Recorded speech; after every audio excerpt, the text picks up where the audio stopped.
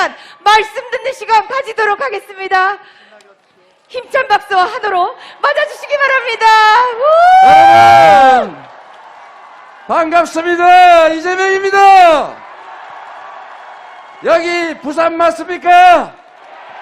동부가 해양 중심 도시 부산 맞습니까? 다시 대한민국의 경제 심장이 될 경제 제도약의 중심 부산 맞습니까? 화덕 신공항 2030년 부산 엑스포 북한 재개발 확실하게 해낼 이재명 인사드립니다. 여러분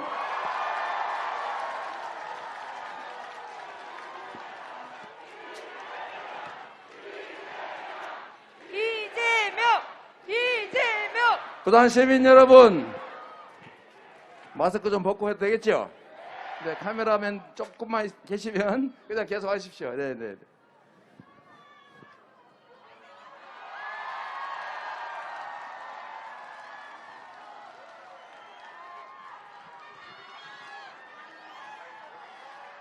여러분 이곳이 바로 김영삼, 노무현 그리고 걸출한 문재인 대통령이라는 큰 정치인 만든 부산 맞지요? 새로운 세상 만들 준비 됐습니까? 준비됐나? 됐나? 확실하게 합시다 여러분.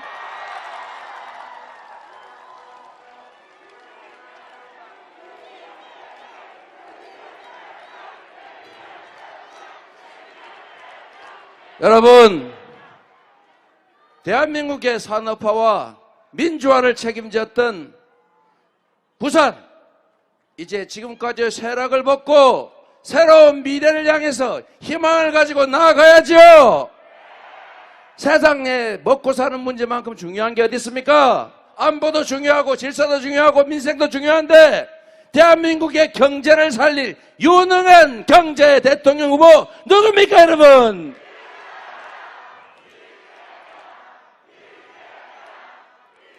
제가 성남시 경기도 운영하면서 기업 유치 열심히 했습니다. 누구는 기업 유치하니까 왜 혜택을 줘서 특혜를 줬냐 이렇게 비난하던데 여러분 기업이 혜택을 줘야 들어오고 그래야 일자리 생기고 세금 늘고 식당에서 밥이라도 한 그릇 더 파는 거 아닙니까? 그게 바로 경제를 살리는 길인데 나한테 왜 두산그룹에 혜택 줬냐? 왜 현대중공업 혜택 줬냐? 시우지 그냥 놀게 놔둬야지 그거 왜 빌려줬냐? 이라는 정치 세력들이 과연 경제를 살릴 수 있겠습니까? 그리고 여러분한테 정말 미안한 얘기지만 저기 웨이브파크 만들다는 거 2년 6개월 동안 허가 안 해주고 괴롭혀가지고 떠났잖아요. 제가 딱 2년 만에 TFT 만들어가지고 규제 다 바꾸고 땅 사드리고 인허가 다 해드리고 건축허가 시켜서 공사 완료까지 2년 만에 끝내서 재작년 10월에 개장했는데 이런 것도 못하는 그런 정치 세력이 어떻게 경제를 살리겠습니까 여러분? 경제를 살리려면 누구를 선택해야 되겠습니까? 여러분 사실 경제 살리는 거 어렵지 않습니다. 우리 위대한 국민들이 있습니다. 백지에서 10대 경제 강국을 만든 거 우리 국민 아닙니까 여러분? 교육절 높지요. 정말 노동의 질 좋지요. 공적 헌신 잘하지요. 마스크 쓰라면 아무 말 안 하고 마스크 쓰지요. 이렇게 정부 정책에 잘 협조하는 국민들이 10대 경제 강국 만들었는데 앞으로 대통령만 잘 뽑고 정부가 싸우지 않고 유능하게 진화하고 정치권에서 좋은 인재들 힘 합쳐서 통합정부 만들고 국민내각 만들면 세계 5대 경제강국 어려운 일 아닙니다. 이거 해낼 사람, 통합정부 만들 사람, 유능한 경제정부 만들 사람 누굽니까 여러분? 저한테 기회를 주시면 단기간에 성남시를 대한민국 최고의 도시로 만들어서 대통령 선거에 불려 나왔던 저 이재명입니다. 여러분 경기도 제가 2년 만에 전국 최고의 시도로 만들었다고 평가받았습니다. 3년 만에 제가 경기도에 130조 원 투자 유치했습니다. 부산에 그 정도 했으면 부산 지금은 날아가고 있을 겁니다. 디비졌을 겁니다. 그렇지 않습니까 여러분? 이재명이 하겠습니다. 부산 경제 포함해서 대한민국 경제 확실하게 살려 넣겠습니다 여러분.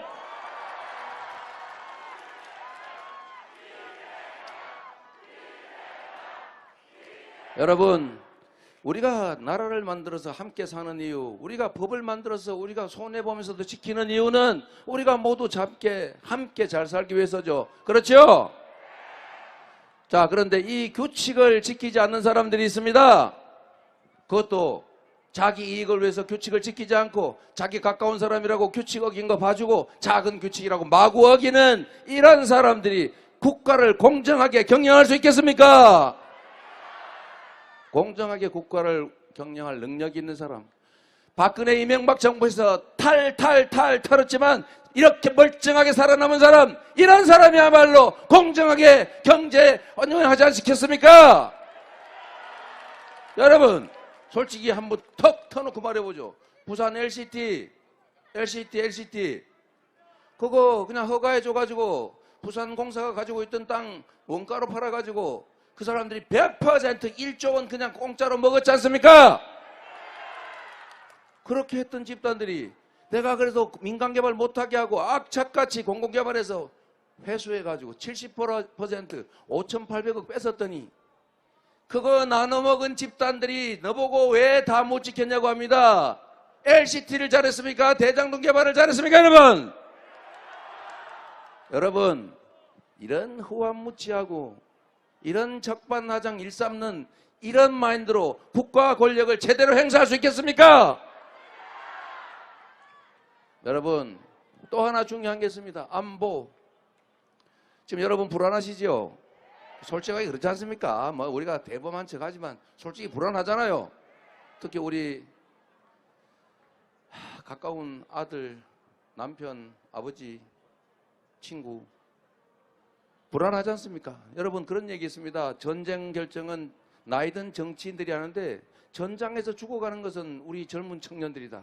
결정에도 참여하지 못한 청년들이 무슨 죄 때문에 전장에서 죽어가야 합니까? 필요하면 싸워야죠. 그러나 피할 수 있다면 최대한 피해야 됩니다. 그렇지 않습니까? 싸워서 이기는 것은 필요하긴 하지만 하책입니다. 다 부서지고 다 죽은 다음에 이기면 뭐 하겠습니까? 싸우지 않고 이기는 게 진짜 실력입니다. 그런데 이것도 중책에 불과해요. 싸울 필요가 없게 만드는, 평화를 만드는 것이 진정한 실력입니다, 여러분.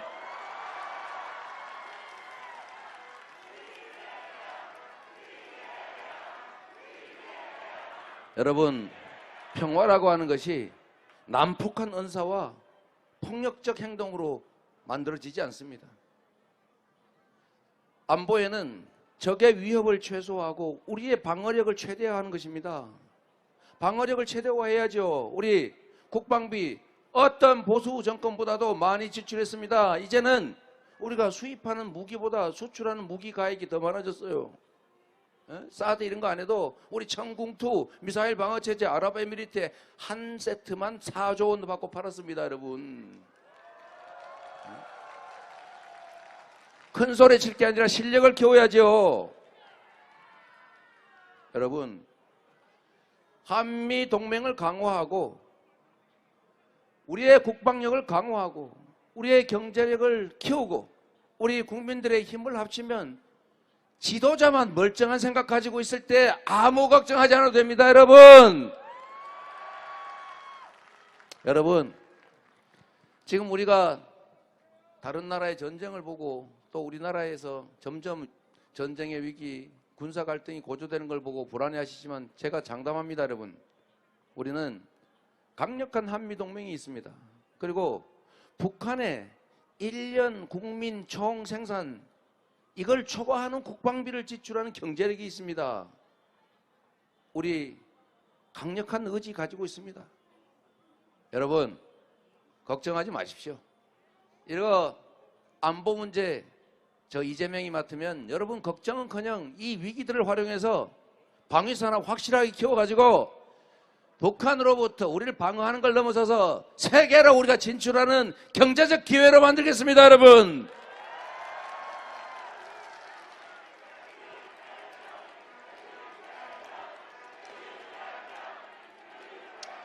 여러분, 코로나 무섭지요? 솔직히 무섭지 않습니까? 근데 과거보다는 덜 무섭지요? 그건 사실 코로나가 좀 바뀌어서 그렇습니다. 전에는 코로나가 이렇게 산더미만 해가지고 건들기만 하면 우리가 막 치명상을 입었는데 이제는 이게 진화를 해가지고 조그만하게 바뀌었어요. 동작발은 조그만한 걸 바뀌어가지고 막을 내야 막기가 어렵게 됐습니다. 대신에 위험성이 확 떨어졌어요. 우리가 이제는 옛날에 곰 잡듯이 이렇게 막 봉쇄하고 온 동네가 난리를 칠 필요가 없습니다. 이제는 각자 마스크나 잘 쓰고 저기 족제비 같은 거 오면 잘 차면 됩니다.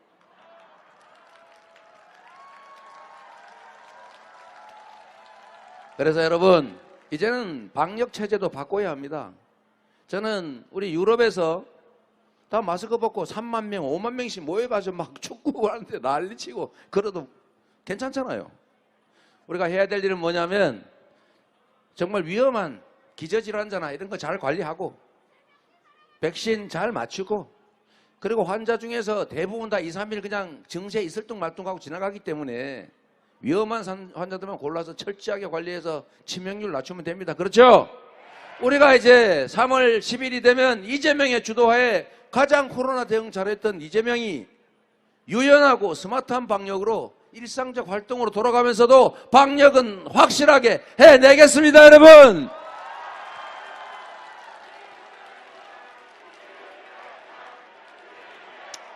그리고 여러분 지금 방역 때문에 여러분 고생 너무 많이 하시죠?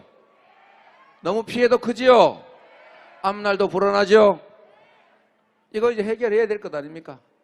제가 말씀드렸습니다. 50조 원 정도의 추가 재원이 필요하다. 왜? 지금까지 우리 국민들이 방역하느라고 입은 피해 중에서 보상되지 않은 게 상당히 많습니다. 그것 때문에 빚진 사람도 많습니다. 그리고 신용불량된 사람도 많습니다. 그리고 너무 어렵고 어려워서 그냥 어떻게 이런 극단적 생각하는 분도 계시고 실제로 그런 분들이 있어요. 자, 이 문제 이제 해결해야죠. 우리 공동체를 위해서 특별한 희생을 치르면 우리 공동체가 그에 상응하는 보상을 해야 정의롭고 공정하지 않습니까? 그게 공정함이죠. 억울한 사람도 억울한 지역도 없게 만드는 것이 바로 정치입니다, 여러분. 저는 그렇게 해왔습니다. 앞으로 반드시 특별히 손해입은 이 분들에 대해서 몇 가지 대책으로, 첫째는 손실을 충분히 보상한다. 지나간 것까지. 두 번째, 지금 코로나 때문에 장사가 안 돼서 영업이 안 돼서 빚을 갚을 길이 없다. 상환 연기 좀 하자. 세 번째, 코로나 때문에 진 빚은 정부가 채권을 인수해서 탕감도 해주고 조정도 해줘서 제대로 좀 살게 해주자.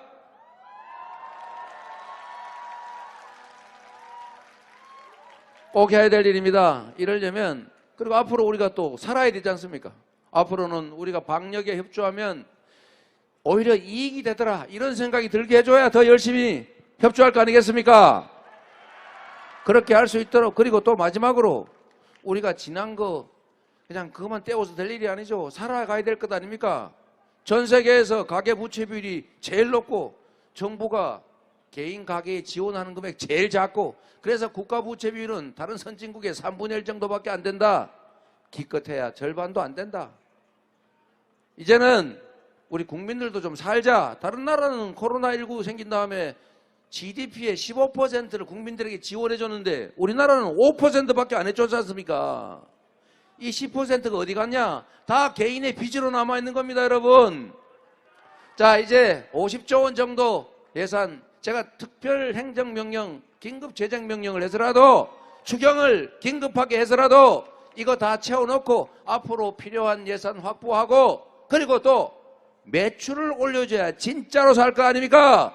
지역화폐로, 소비 쿠폰으로 우리 소상공인들 매출을 올릴 수 있도록 하겠습니다. 그래야 이중 효과가 나잖아요.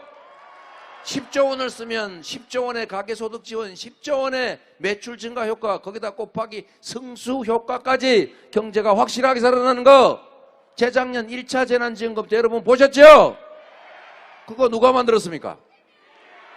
모르는 분이 계신 모양인데 그거 누가 만들었습니까? 역시 잘하죠. 제가 코로나 초기에 누구는 압수수색 영매가 해코지 할까 봐 무서워서 안 했다는 설이 있었는데, 저는 그런 거 신경 안 쓰고 정치적 손실 내가 감수하면서 확실하게 제가 신천지 본부 쳐들어가서 명부 구했습니다. 전체 시설 확보해가지고 다 폐쇄시켰습니다. 그리고 교주 검사 안 받으려고 자꾸 피해 다니는 거 제가 가평 아방군까지 쫓아가가지고 검사 시켰지 않습니까? 그날 밤에. 여러분, 실력이 있으면 유능한 코로나 극복, 위기 극복 총사령관 이재명이 있으면 여러분 앞으로 코로나 극복 걱정 안 해도 된다. 맞습니까?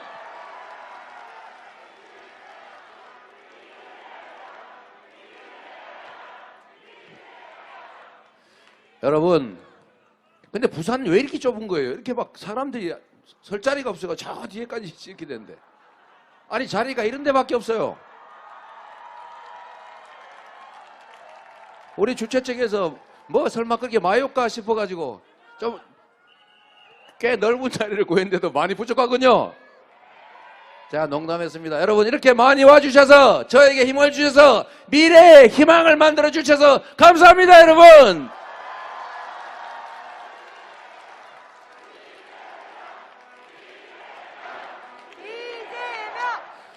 여러분 요즘 부울경 메가시티 잘 돼가고 있습니까? 대답이 반반이죠. 예의상 잘 된다 그러긴 해야 될 것 같고 그렇다고 뭐 잘 된다 그러면 안 해줄 것 같고 애매하다. 예 아니요 합쳐서 예요. 여러분 저는 이렇게 생각합니다.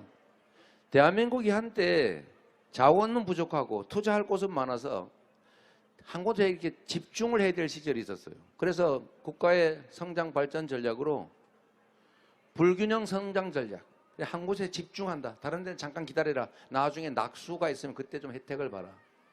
이 작전으로 재벌을 만들어서 특정 기업을 집중 지원했고 수도권을 정해서 집중 지원했습니다. 여러분 잠깐은 효과가 있었습니다. 여러분 그런데 이제는 어떻게 됐습니까? 수도권 폭발 직전입니다. 제가 경기도지사를 하고 있는데 이건 무슨 6.25 전쟁 피난길도 아니고 경기도 광주에 가면요 학교에 갈 교실이 없어가지고 학교 운동장에 컨테이너 넣고 수입하고 있어요. 학교를 질 자리가 없습니다. 출근하는데 막 2시간씩 걸려 죽으려고 그래요. 지옥철이라요 지옥철. 그런데 지방은 어떻습니까? 젊은 사람을 찾을 수가 없어요. 또 기업들이 와서 사업을 해보려도 인력이 없어요. 또 사람들은 취직하려니까 기업이 없어요. 학교가 점점 나빠져요. 악순환이 시작됐습니다. 이렇게 해가지고는 국가의 미래가 없습니다. 이제 해야 될 일이 균형발전 정책을 취해야 됩니다. 이제 세상이 바뀌었어요. 투자할 곳은 많은데 투자할 돈이 부족하던 시대가 아니고 투자할 돈은 남아도는데 투자할 곳이 없는 시대를 만들었습니다. 완전히 바뀌었잖아요. 그럼 정책도 바뀌어야죠. 이제는 지방 중심의 균형 성장 정책을 취해야 나라가 지속적으로 성장 발전할 수 있다. 동의하십니까 여러분? 노무현 대통령께서 이걸 일찍이 깨달으시고 지방 분권 열심히 했는데 잘 안 됐지 않습니까? 우리 김도관 장관께서도 열심히 해봤는데 잘 안 돼요. 어떻게 해야 되느냐? 강력한 국가의 의지, 최고 책임자의 의지가 있어야 됩니다. 지방에 더 많은 예산을 내려줘야 되고 지방의 자율권을 더 키워야 하고 지방의 SOC 투자를 더 늘려야 하고 지방 교육기관을 더 지원해야 되고 지방에 사람들이 정주에서 행복하게 살 수 있는 문화 공간 만들어내야 될 거 아닙니까? 저는 신념으로 수도권 단체장을 했지만 한 번도 수도권 규제 완화해가지고 확 수도권 키우자는 얘기 한 일 없어요. 그래도 이렇게 경기도민 성남시민이 찍어주지 않습니까? 우리 국민들의 수준이 그렇게 높습니다. 정치인들보다 훨씬 더. 동의하십니까 여러분? 제가 책임지겠습니다. 제가 경기도에서도 경기도 남부에 1000만이 삽니다. 경기도 북부 350만 살아요. 근데 북부는 군사규제, 상수원 규제 때문에 먹고 살기 어렵습니다. 그래서 제가 남쪽에 있는 공공기관 다 북쪽, 동쪽으로 다 옮겼어요. 다 옮겨도 문제 없어요. 그리고 북쪽에 SOC 투자 남쪽보다 50% 더 많게 6대 4. 남쪽이 4, 북쪽이 6 이렇게 했습니다. 북쪽으로 산업단지들 다 배치하도록 제가 유도해서 많이 밀어붙였어요. 남쪽에 산단 개발이익, 북쪽 산단 개발이익이 지원해가지고 북쪽의 산단은 더 낮게 공장용지 공급할 수 있게 만들었습니다. 규제가 많은 곳에서는 재원을 더 많이 줬습니다. 여러분, 이렇게 해도 경기도민들 남부지역 주민이 저 비난하지 않습니다. 잘했다고 박수 치더라고요. 우리 국민들도 그러지 않겠습니까?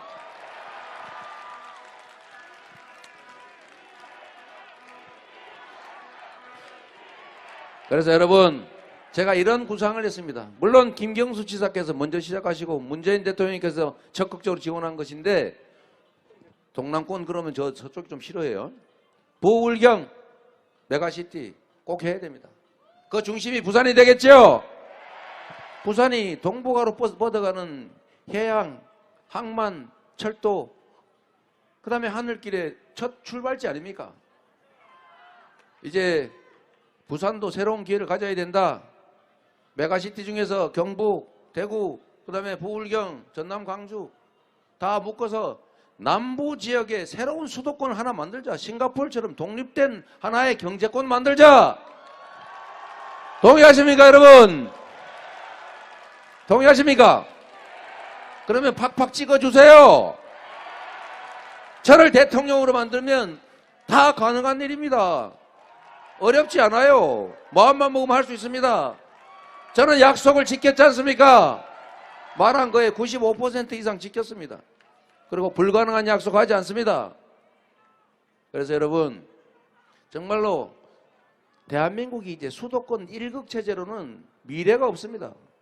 이제는 국가 간 경쟁에서 도시 간 경쟁으로 바뀌었는데 어떻게 수도권 한 개 가지고 다른 나라 그 거대 시티들과 경쟁할 수 있겠어요? 우리 안에도 경쟁이 있어야 될 거 아닙니까? 어디 서울 가면 세상에 아파트가 평당 2억을 하면 그거 어떻게 삽니까? 여러분, 그래서 균형 발전, 자치분권의 강화, 부산 북항, 엑스포 2030 가덕 신공항 해야지요. 제가 확실하게 책임지겠습니다, 여러분.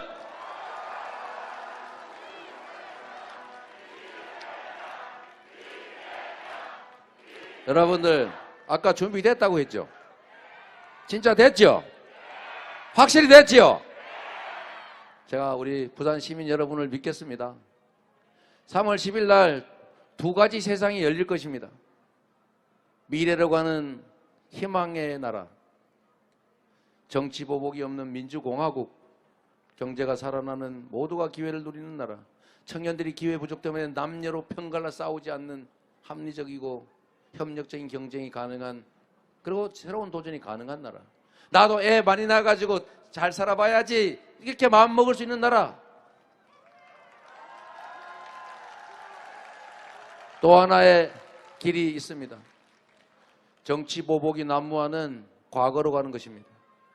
정치 권력이 국민을 위해서 복무하기보다도 자신들의 사적 욕망, 사적인 복수를 위해서 악용되는 그런 퇴행적인 나라, 전쟁의 위협 때문에 온 국민이 전전긍긍하는 나라, 다시 분열과 갈등과 증오가 이 나라를 암울하게 만드는 나라. 이 두 가지의 나라 중에서 어떤 나라로 갈 것인지는 바로 여러분이 선택하십니다. 미래로 가시겠습니까? 과거로 가시겠습니까, 여러분? 정쟁이 아니라 성장하는 나라로 가야 합니다. 동의하십니까, 여러분? 희망을 만들어서 우리 모두가 함께 공동체로 손잡고 더 많은 행복을 누리는 나라 만들어야 하지 않습니까? 지금처럼 살 수는 없지 않습니까? 지금보다 더 암울하게 과거로 가는 것을 우리가 허용해서는 안 됩니다. 이 두 가지 문 중에 어떤 문이 열릴지는 이재명이나 윤석열이 결정하지 않습니다. 그건 여러분이 결정하시는 거죠? 여러분과 여러분의 동료, 여러분의 지인들, 대한민국 국민들이 결정할 것입니다. 여러분, 이번 선거는 누구를 대통령으로 뽑느냐를 결정하는 선거가 아닙니다. 바로 여러분의 운명, 바로 이 나라의 운명, 여러분 자녀들의 행복을 위해서 결정하는 것입니다. 저는 하나의 수단이죠. 이재명에게 힘내라고 하지 마십시오. 여러분이 힘을 내십시오. 이재명을 지지하기보다 여러분의 일을 하십시오. 이 나라의 주인은 바로 여러분이고, 역사를 만드는 것도 여러분이고, 이 운명을 결정하는 것도 바로 여러분 아니겠습니까? 여러분을 믿어도 되겠습니까? 부산 믿어도 되겠습니까? 됐나? 됐나? 저도 준비됐습니다. 감사합니다. 네, 새로운 대한민국, 새로운 부산에 대한 뜨거운 약속에 힘찬 연호로 함께 해 주시기 바랍니다. 이재명, 이재명, 이재명, 이재명, 이재명.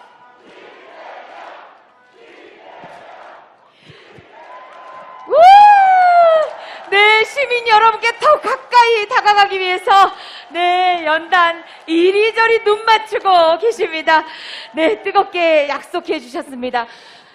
그런데요, 후보님, 이렇게 약속을 하는데도 우리 국민들은 또 다른 약속을 요청하십니다. 네, 지금 소상공인 여러분의 어려움을 이야기하셨는데요. 다음은 부산 소상공인 자영업자 여러분들이 희망과 진심을 담은 정책건의서와 편지를 전달하는 시간이 준비되어 있습니다. 네. 조금만 좀 기다리세요. 네. 여러분, 제가 빼먹은 게 하나 있어가지고. 네. 여러분, 제가 드려야 될 말씀 중에 빼먹은 게 있어가지고 제가 원고를 놓고 읽으면 딱 하나도 안 빼먹을 수 있는데 하도 여러 얘기를 하다 보니까 좀 빼먹은 게 있어서 한 말씀 드리겠습니다. 이거 원래 이제 전략본부에서 이 얘기는 꼭 해라 부산 가면 이게 있었는데 제가 지금 기억이 안 나가지고. 자, 여러분에 관계된 얘기니까 제가 두 개만 간단하게 추가로 좀 말씀을 드리고 오겠습니다. 괜찮겠죠?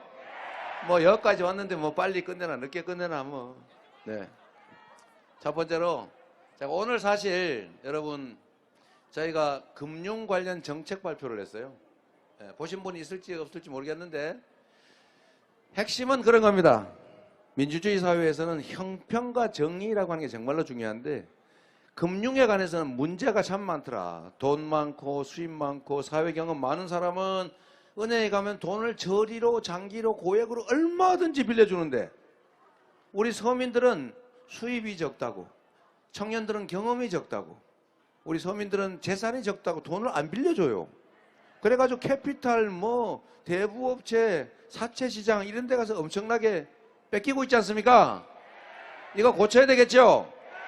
그래서 제가 금융에 대한 고민을 참 많이 했는데 그 결과로 일부지만 제가 오늘 정책 발표를 한 게 있으니까 그거 여러분도 주변에 소문도 좀 내주시고 야 이거 이렇게 해야 내가 확실히 이익이 되겠다 이래서 표를 찍는 데도 도움이 될 것 같아서 제가 그 말씀 하나 드리겠습니다. 아 잠깐만요. 그래서 여러분 감사합니다. 화이팅. 여러분 정말 우리 금융은 다른 어떤 영역보다도 심각한 불평등이 있습니다. 억강부약 힘센 사람은 조금 절제시키고 힘없는 다수는 좀 부축해서 같이 사는 게 정치 아닙니까? 그래서 같이 살게 만드는 게 정치죠. 그런데 금융은 그렇지 않아요. 돈 많고 수입 많고 경력 많은 사람은 많이 했는데 안 빌려줍니다. 그래서 이걸 좀 바꾸자 해서 몇 가지를 제가 했는데 일단 코로나19와 관련된 신용 대사면을 하자. 코로나19 때문에 빚제가 신용불량된 거 다 사면해 주자. 두 번째로 지금 돈 갚기가 너무 어렵다. 만기 연장해 주자. 세 번째로 코로나19 때문에 진 빚, 이 진 빚 사실은 정부 때문에 대신 진 측면이 있으니까 이 부분은 특별히 정부가 채권을 다 인수해서 채무 조정도 해주고 탕감도 해주고 해서 다시 살 수 있게 해주자. 어떻습니까? 그리고 두 번째로 이게 중요한데 이게 돈을 빌려주는데 옛날에는 서민금융은행이 있었어요. 국민은행. 국민들한테 재형저축도 해주고 싸게 돈도 빌려주고 했지 않습니까? 주택은행 집 마련하는데 돈 빌려주는 게 일이었는데 IMF 때 이걸 싹 없애가지고 전부 다 상업은행이 돼버렸어요. 돈 벌는 거는 하는데 돈 안 되는 건 절대 안 한다. 그래서 우리나라 금융이 심각한 문제가 생겼습니다. 서민들은 금융을 이용할 수 없는 거예요. 진짜 필요한 건 서민들이지 않습니까? 그래서 이거를 제가 해결을 하겠다. 그래서 첫째로 서민을 위한 국민상생은행을 신속하게 만들어내겠다. 그리고 두 번째, 그 은행 금리 수준으로 우리 모든 국민들이 1,000만 원 정도는 빌려 쓸 기회를 한 번은 주자. 이랬더니 누가 그래요? 그럼 막 돈 빌려다가 막 써버리지 않겠냐고. 그거 바보 아닙니까? 여러분은 돈 1,000만 원 은행 이자를 빌려주는데 웬 떡이냐 그러면 빌려다가 막 써버려요? 뭐 사채시장에서 빌려다 막 써버리지. 이건 말도 안 되는 소리고요. 우리 국민들의 정말 그 심성이나 이런 걸 무시하는 얘기다 그거는. 그래서 사채업이나 이런 막 동네 골목에 이런 어디 쪽지 날리는 거 이런 거 막 5,000%짜리 이런 거 안 쓰고 1,000만 원 정도는 얼마든지 그 안에서 빌려 쓸 수 있게 은행 이자로. 그리고 재형 저축의 기회를 주자. 1,000만 원 정도는. 은행이 요새 우리는 이렇게 어려운데 작년에 은행이 14조 원인가 흑자가 늘어났답니다. 남들은 코로나 때문에 죽겠는데 은행은 흑자가 20%가 늘어가지고요. 우리가 고통받는 그 대가로 자기들은 돈을 번 겁니다. 은행 우리가 공적 자금으로 IMF 때 169조 원 지원해 줬잖아요. 아직 50조 원 회수를 못했습니다. 거기는 돈 막 대주면서 우리 서민들한테 조금 대주면 안 됩니까? 국민상생은행을 만들어서 1,000만 원의 기본대출과 1,000만 원의 재형저축의 기회를 원하는 사람에겐 주자. 네. 또 하나 이런 거 있습니다, 여러분. 자, 시간이 없어가지고 여러분 이거 할 기회를 뺏어서 미안합니다. 근데 또 하나 문제가 어떤 게 있냐면 집을 100채를 가지고 있는데 101채 추가로 사는데 돈 빌려주는 거하고 내가 평생 고생해가지고 처음 집 사는 거하고 돈 빌려주는 게 똑같아요. 이게 말이 됩니까? 이걸 바꾸자.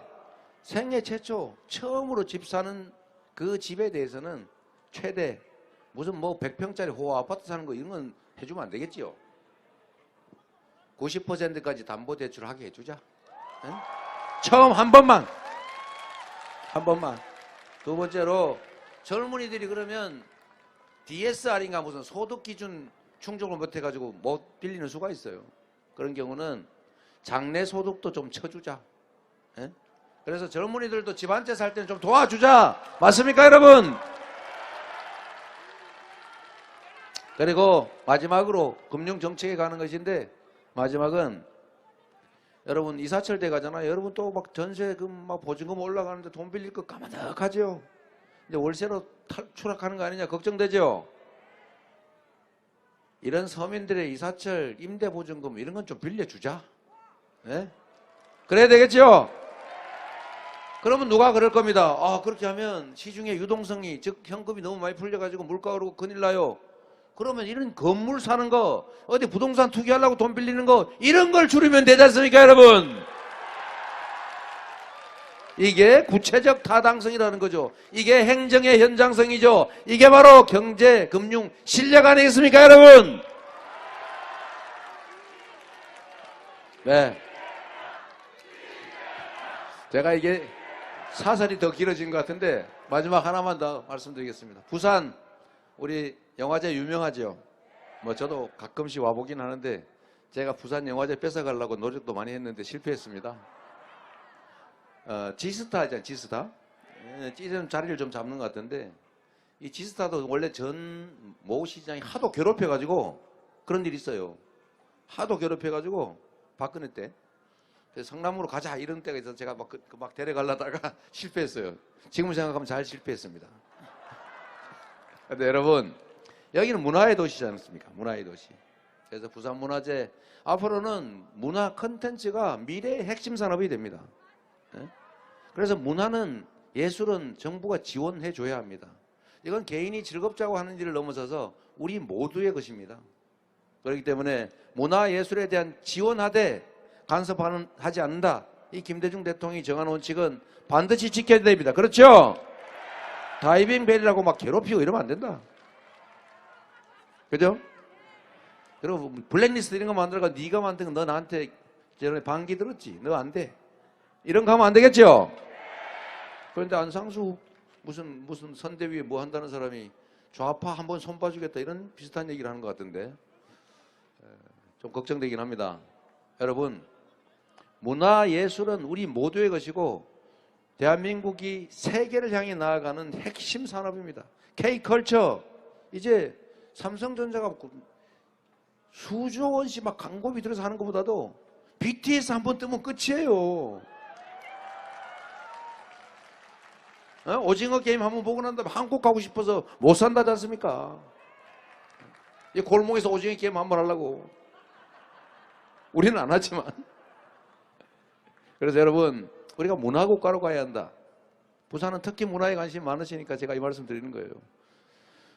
우리 김구 선생께서 한없이 높은 문화를 가진 문화 강국 만들고 싶다 이렇게 말씀하셨는데 이제 그 꿈이 일부 이루어지고 있습니다.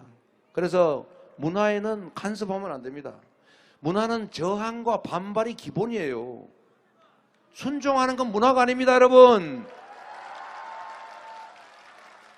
제가 문화예산을 확실하게 늘리고 부산 문화재 국가예산으로 지원하고 부산 문화도시로 확실하게 키워놓겠습니다, 여러분.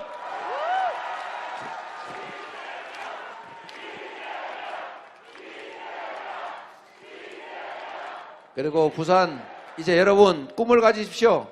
부산 이제 과거에 정말 성장 발전하는 항구도시 확실하게 발전하게 될 길을 만들겠습니다. 감사합니다. 네, 약속을 더해 주셨습니다. 이 약속 반드시 지키는 이재명입니다. 자, 옷 입으시기 전에 부산 시민을 뒷배로 해서 그 약속 부산 시민들 이재명 대통령 만들어 함께 지켜주실 수 있겠습니까? 이재명!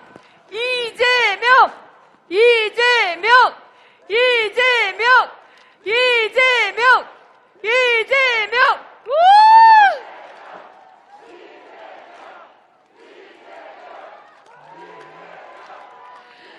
네, 부산 시민께 드리는 약속이자 부산 시민이 함께 해주신 약속이었습니다.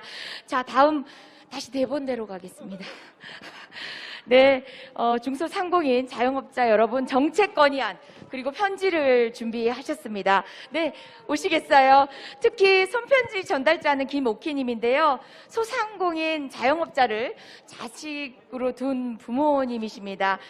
자식 둔 부모의 마음으로 소상공인 자영업자들 꼭 지켜주시기 바랍니다. 네, 전달해 주시고 사진 찍으시면 어떨까요? 정책 건의서 전달해 주시겠어요? 네, 꼭 부탁드리겠습니다. 코로나19 극복은 국민 여러분들의 노력과 더불어 소상공인, 자영업자 여러분의 희생이 있었기 때문에 가능했습니다. 네, 자, 이재명 후보님과 부산 소상공인 자영업자 여러분의 희망과 열망이 담긴 정책건의서 편지 큰 박수 부탁드리겠습니다. 네, 어머님의 손편지입니다. 꼭 지켜주십시오. 내 자식같이 지켜주십시오. 오, 네, 힘찬 박수 부탁드리겠습니다. 네, 후보님 어깨가 무거우실 것 같습니다. 후보님이 하신 약속은 또 반드시 지켜야 할 약속이니까요. 귀로도 다시 한번 당부를 주셨습니다. 감사드립니다. 여러분 어렵지만 조금만 더 힘내주십시오. 이재명이 대통령 돼서 반드시 지켜드리겠습니다. 자, 또 약속을 추가하셔야 돼요. 또 약속이 있습니다. 국민께 드리는 약속 부산 공약 서약식을 진행하도록 하겠습니다. 우리 소상공인 여러분, 네, 꼭 지키겠다는 당부 드렸으니까요. 네, 사진 촬영 잠시 하시고요. 네, 무대 아래로 부탁드리겠습니다. 연단 아래로 모시겠습니다. 네, 다음은 이재명 후보자의 주요 공약을 국민 여러분께 약속드리는 대한민국 힘찬 도약을 위한 대국민 서약식입니다. 저희가 지역마다 네, 국민께 드리는 약속을 하는데요. 정말 약속, 공약 이행률 95%, 모든 약속 하나하나가 너무나 무거울 것 같습니다. 우리 후보자에게만 짐지울 게 아닙니다. 우리 모두가 함께할 약속이기도 합니다. 오늘은 품격 있는 글로벌 해양도시로 만들겠다는 약속을 이재명 후보가 부산 시민께 드리겠습니다. 네, 늘처럼 우린 여기다 진짜 실제로 사인을 할 겁니다. 사인을 할 겁니다. 자, 서약서입니다. 품격 있는 글로벌 해양도시 부산을 위해 이재명이 약속합니다.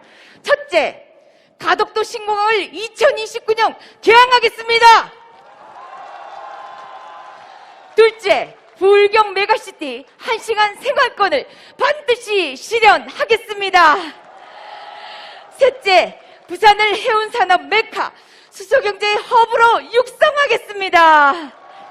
넷째입니다. 부산을 핀테크, 디지털 자산거래 중심지로 육성하겠습니다. 마지막입니다. 부산을 글로벌 문화, 예술, 관광도시로 만들어내겠습니다. 네, 후보님 무거운 마음으로 서약해 주셔야 합니다. 반드시 지켜야 할 부산의 미래입니다. 네, 약속 잘 지켜주시라고. 이건 또 계약이기 때문에 우리 부산 시민을 대표해서 우리 청년께서 네, 약속해 주십니다. 네, 후보님께서 서약해 주셨습니다. 우리 모두 큰 박수로 응원해 주십시오. 후! 네. 이게 부산 시민의 미래입니다. 우리가 함께 맞이할 바로 3월 9일 이후 우리들의 새로운 미래입니다.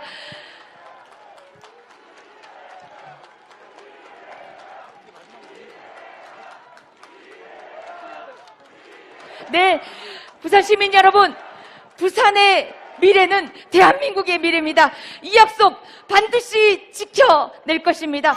우리 청년들과 함께 뜨거운 마음으로 약속드렸습니다. 3월 9일 반드시 이재명을 대통령으로 만들어 이 약속을 시작으로 대한민국의 새로운 미래를 열어가겠습니다.